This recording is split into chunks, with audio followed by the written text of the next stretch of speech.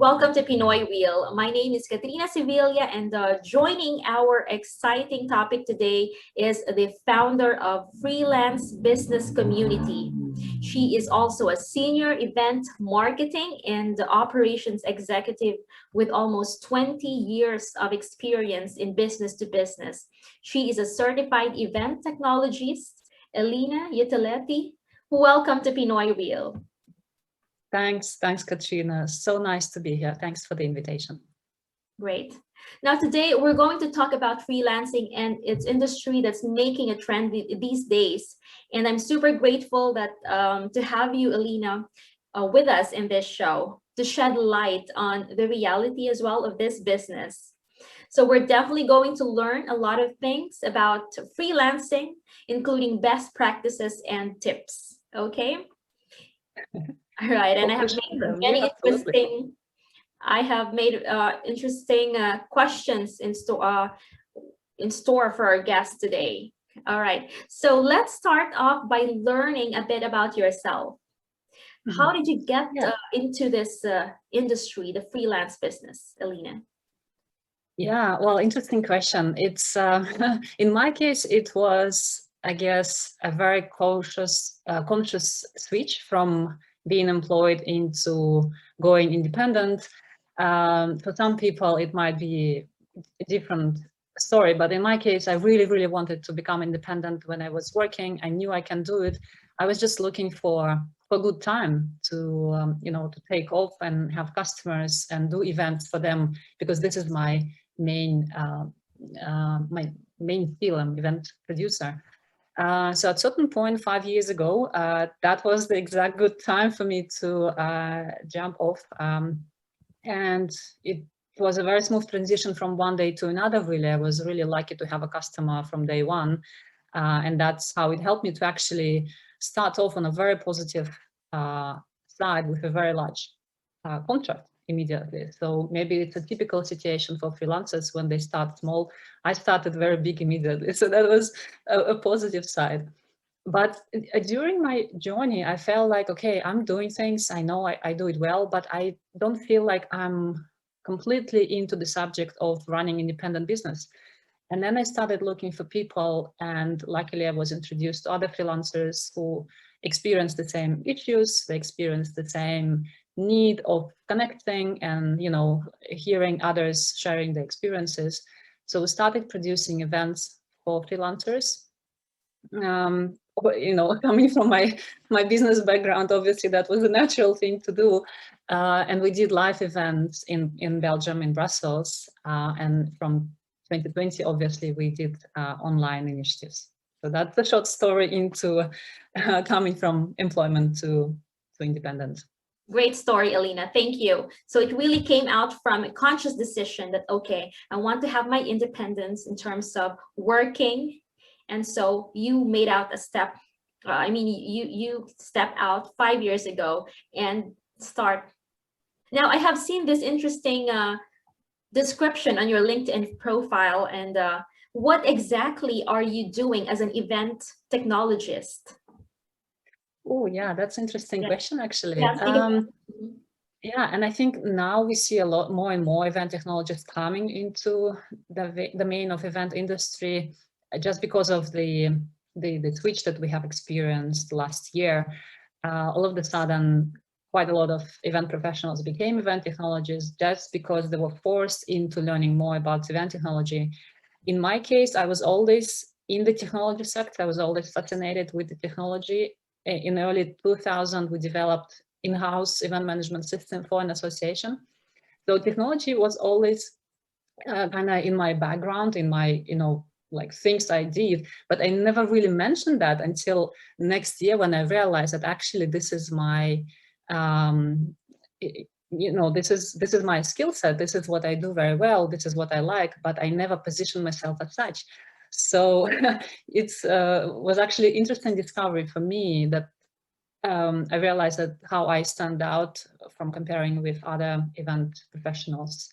So that's why it's on my resume. Yes, it is. It is on your resume, and I got curious about it because it was my first time to heard about that terminology. And normally I would just see event coordinator, or event manager, or event organizer, and I was like, what's the main difference between, you know, being event technologist and just you know, a manager, a coordinator, or an organizer. So interesting to know that. Yeah, I think the main difference is that it's someone who understands how technology run, because events, and that's mistakenly been considered as such, are not just something that is separate from marketing and sales, for instance. It's always part of the marketing mix.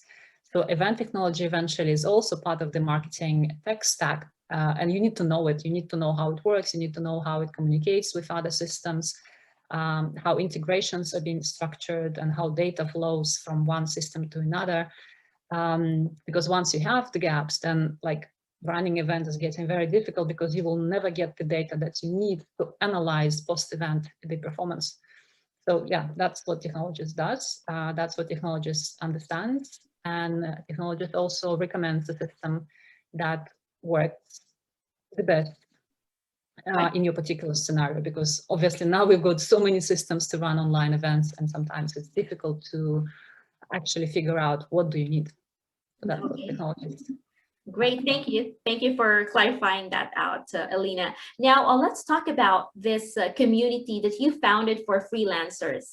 How did this whole idea of for freelance business community come about? Yeah, like I mentioned earlier, it was, you know, you start with the discussions like, you know, there's obviously a gap, we need to do something about it.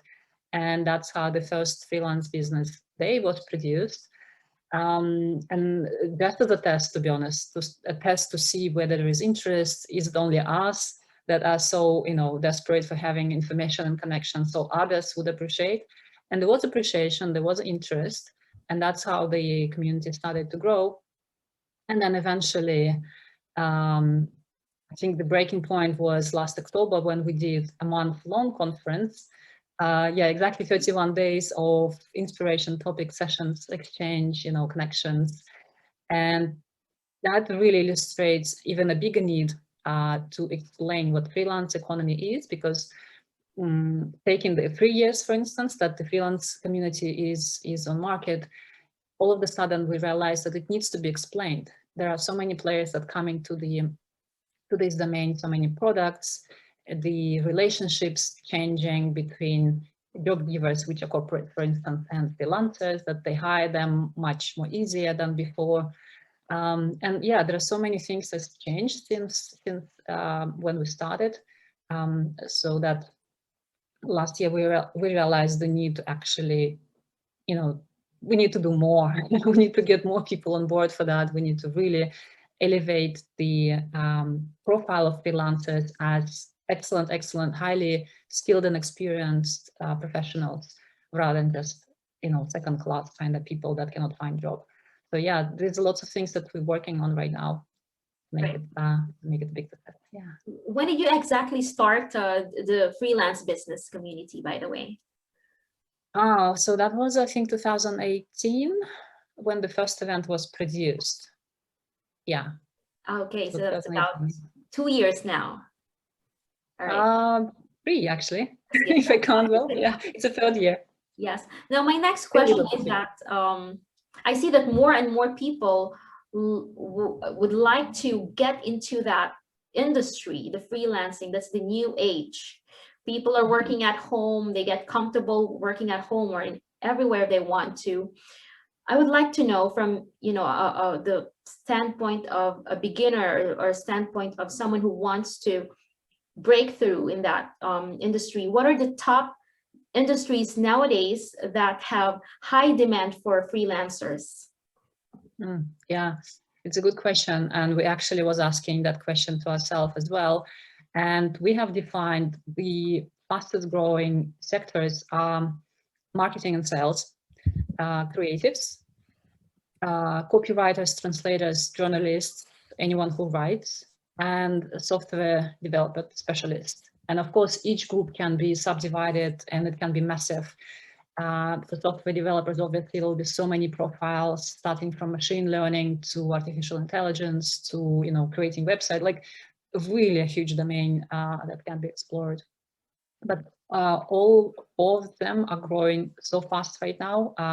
And that's why we actually launched 4 additional events this year just to cover these specific sectors and, connect them with each other and teach them and kind of inspire them to move forward and give them marketing updates and what's happening in the world so that they do stay updated and, grow in their professional expertise. Yeah. Okay, thank you. Now, as someone who is starting up in that industry, what are the key activities that you would recommend them to invest their time in? Because at first it's like so overwhelming. Okay, how can I get this job? How can I get in contact with with them or with this group? So what would you recommend them to join in? For those who are starting and only thinking about what can I do, well, I guess you start with what you will apply the skills that you already have, right? You're not going to change dramatically from what you did before into going in freelancers. There are cases like that, obviously, in successful cases, but that will probably require more prep time. Now, if you're just changing from a job into freelance, try to build the ground, the basis for that. Start talking to potential customers, whether they would be interested in working with you directly. Don't say you have to steal the customers of your current company, but, go out and talk to people. That's probably the first thing I'd be doing if I start again.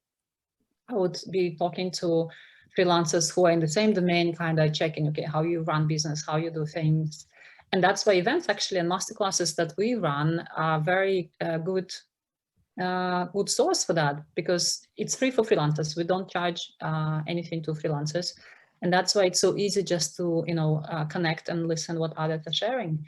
And then next step, I would advise to talk to accountants, and maybe several of them. Why? Because your status that you will be forming officially depends on your family situation as well. So you have to talk to your accountant and maybe financial advisor in terms of, what would be recommended for you. We had several cases, for instance, with some freelancers where they had several people in the family doing freelancing work, and sometimes for them it would be easier just to form a different entity. They would still be acting as a solo, but under one company name, for example. So yeah, it's different matters that you would need to discover. And then obviously those people will be able to tell you, okay, this is the projection you need to make in terms of your finances, and so forth and so on. In some cases, you may decide to go with a cooperative that would handle all the logistics and all the payroll situation and taxes for you. It's a little bit less risky scenario, let's say, and maybe something that you can try for a while and then switch to a full freelancing role in a sense that you will run your own finances and taxes and things like that.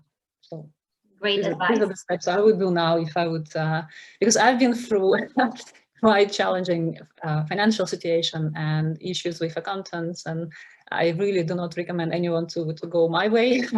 It was really painful. So yeah, the more you can prepare for your beginning, the better. Thank you so much, Elina. That's just valuable advice. Now, what would you say to are the top 3 skills needed to be a successful freelancer? Wow.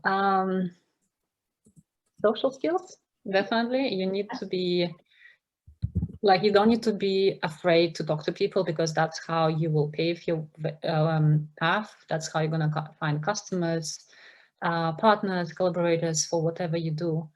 I would say digital marketing.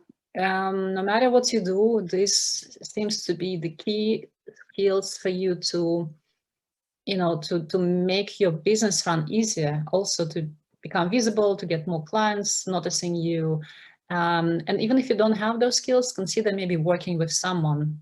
We discovered that, for instance, if you look outside of your own country, for some other regions, you can get support for, you can afford this support, right, for the time that you need. Yes. And the third one would be Time management, I guess. Something that I'm missing probably, even though I'm even professional. Time management, just because when you start freelancing, you quickly realize that you can do so much and you will want to do that, but time is limited. So you really need to be 100% focused on what exactly you want to do. Otherwise, yeah, it's gonna hit you at some point very hard. Right, I understand. Now that's social skills, marketing skills, and time management. The top three skills needed to be successful. Yeah, in my perspective, I guess for today. Tomorrow I probably have another opinion, but for now, yeah. But yeah, that's wonderful, and thank you for that. Now, what do you think it takes to become a successful freelancer? You know, not the skills, but what does it take for you to become a successful freelancer or a virtual assistant? A virtual assistant. Well, I'm not sure about virtual assistant. I guess they have their own expertise. But in terms of success, it's an interesting question because we did ask that question to many freelancers. We ran a survey, and quite frequently the answer was, I do feel successful that I'm capable of managing my own time, not overwork, but still earning a good income that allows me to do things like a normal person, you know, still see my friends, family, well, not at this point, I guess, but like in a normal situation, do some activities outside of work. So you're not in a struggle to find, you know, daily how to earn, right? So you have stable income, you have stable customers, they're happy, you're happy, time is managed perfectly, and that is success for many. For some, success would be probably, you know, scaling the freelance business that they earn the first million, for instance. And we also had several sessions on that, which type of business is actually prone to grow that quickly to reach really millions in revenue. And that is also a possibility. Really depends on ambitions, I guess. For some, it's just you know, smaller scale, they're happy, they have enough time for the family, and they earn good to support the living. And for some, it's just really going bombastic and very, very, very big. It's yeah, it's All right, great. depends. Yes. So you're talking about, you know, being able to manage your own time when working as a freelancer, and are you saying that also you can do the job wherever you want, like or whether you're at home or you're abroad, you can still do the Absolutely. Yeah, yeah, similar. We like in the research that we've run, we asked freelancers, what do you like about freelancing? And every second answer was freedom. Freedom to do my work at the time I want, at the place I want, for the customers I want, because I guess the privilege of being a freelancer is also to say no to those who you don't feel the fit, or you know, you sense there is something wrong with the project that they're trying to hire you for. So yeah, it's I guess it's the greatest benefit that I personally appreciate as well very much. Okay, great. Now, my next question would be what business related book or inspiring book that has inspired you the most? And tell us something about the book. What is so inspiring Well, about it? yeah, we actually have a list of 25 books that we recommended since that they were mentioned during October conference that we ran last year. 25 amazing books. I wish I've read them all, but there are a few books that really inspired me recently, and they're written by people who are in the freelancing domain, who is in freelance economy, who share it about their you know, how they run business, success, you know, failures, how to avoid these things, and also very detailed advice on how to run and manage your finances, for instance, your time and so forth and so on. So one of these books that I really loved is it's called Freelancing Way by Robert Flach. And Robert is running a community of freelancers in Czech Republic. Our frequent guest at events, an absolutely amazing person that can give probably probably any advice for the question you can ask. So this is one book. Another book that I've really loved, and I just look if I have it here. It's called Human Cloud, written by Matthew Matola. Matthew is running a SaaS platform for freelancers. for freelancers who are looking to scale the business. Actually, it's a combination of the project management tool and a community all together. So he wrote this book to demonstrate actually the power of freelancing economy and who freelancers really are and why companies need to work with them, and also giving lots and lots of suggestions of how to make your freelance career a success. There are lots of authors I can mention. Alison Great wrote a fantastic book about freelancing journey. A lot of advices in there as well. So just ask, I can send the list. I will definitely go and check them out. So the first one was Freelancing Way by Robert Black, correct? Correct, yeah. And the second one, is it Human Cloud, did you say? Human Cloud. Human Cloud. Exactly. Okay, by Maximo? Maximo Matola. Matola. Okay, sorry. Okay, thank you so much, Elina, for this wonderful opportunity to interview you. Your knowledge in the freelance industry is so much appreciated. So before I let you go, could you please invite our viewers or listeners to your online community? Oh, absolutely. Thanks a lot, Katrina, for this opportunity. Well, everyone is welcome. I guess, depending when this interview is going live, we run a Freelance Business for Marketing and Sales conference on 15th and 16th of April. So everyone is welcome. The tickets are free until we reach 500 people. So be fast. Otherwise, join us on any social media. You can find us by Freelance Business. And we are active almost on all the platforms. And we do have our friendly Slack. So if you land on any social media, you'll find a link how to join Slack. And there we talk on a daily basis about things that really matters to us, even like talking about customers and how to handle them and stuff like that. So everyone is welcome. Great. I believe I already joined or registered to your event in April. I was probably the first ones. Okay. Great. All right. So have a great day, Elina. Nice chatting with you and hope to interview you again. Yeah. Thanks a lot, Katrina. See you around. All right. See you around. Bye. Bye. Hi. Thank you for watching this interview with my special guest, Elina Jutelyte. I hope you were encouraged to follow your passion or dreams by this interview. If you enjoy watching this kind of video, what holds you back from subscribing to Pinoy Real? Click on the subscribe button and hit the bell to get notification the moment I upload a new video.